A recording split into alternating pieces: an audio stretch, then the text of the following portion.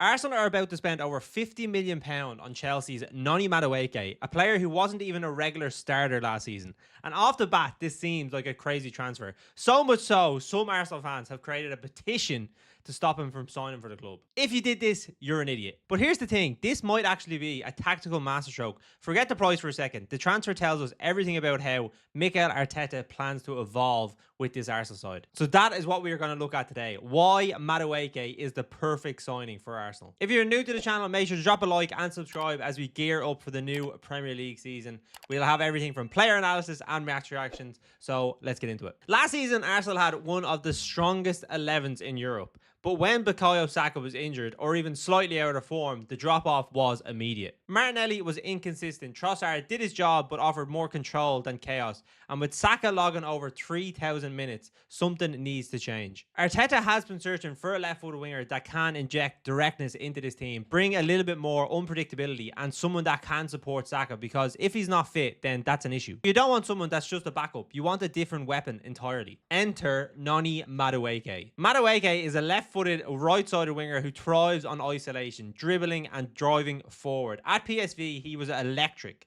At Chelsea, inconsistent, sure, but when he's on form, he is very difficult to stop. Last season, he had 6.82 progressive carries per 90, the 99th percentile, 1.63 shot-ending carries per 90, the best in the league, and 3.54 shots per 90, the 93rd percentile. He's not just fast, he's relentless, and he's one of the best at creating opportunities for himself in the league. Compare that to Saka, who had 5 progressive carries per 90, the 86th percentile, 3.44 shots per 90, and then 0.40 XA per 90, which is the 98th percentile. We can agree right now, Saka is 100% a better player. Madueke does not have Saka's creative IQ, but he has something that maybe is a little bit more unpredictable about him, and something that could be a very good addition to this Arsenal team. So what's the tactical justification as to why Arsenal want to spend 50 million on him and bringing him in? Arteta's 3-2-5 shape in possession relies on wide wingers stretching the pitch, while the midfielders invert. It was first Zinchenko and now Lewis Kelly moving into midfield, and that helps them overload in certain areas. But with that, you need wingers that can stay wide and are good in 1v1 situations. Madueke suits this perfectly. He hugs the touchline,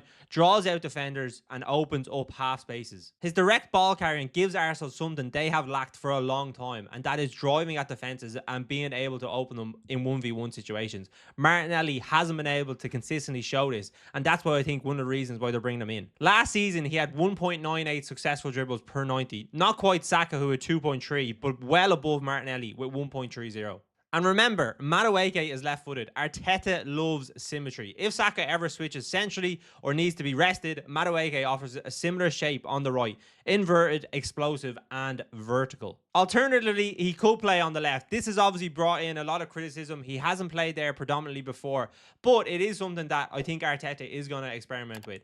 And we could see Martinelli potentially move up front, which he did for the back end of last season in some of the games. I'm not saying this is the answer to Arsenal winning a Premier League or Champions League, but it does add a different dimension to what they already have. So that's a nice segment into where the risks come with this transfer. Is he worth 50 million? No, probably not. But you look at some of the other transfers that are happening right now. Alanga, João Pedro, Mbuemo. All these players right now are all valued at around 50, 60, 70 million. So Madueke might be overpriced, but he could still add value to this Arsenal team. But there are some issues too. He underperformed his XG, 7 goals from 9.6 XG and had 3 assists. His XA per 90 only 0.18. That's a mid-table output. There is a slight worry about his injury record. He missed 7 games last season with a hamstring injury, and then question has been raised about his maturity. Enzo Maresca has apparently said that he needs to improve his work rate and his intensity in training. And as I said earlier, he's not proven on the left. Even though it might be an experiment, Arsenal do not have any time to be waiting around on someone that might come good. They need someone that will come into this team and improve them immediately. As you can see from the heat map, all of his impact came from the right wing for Chelsea over the last 3 seasons,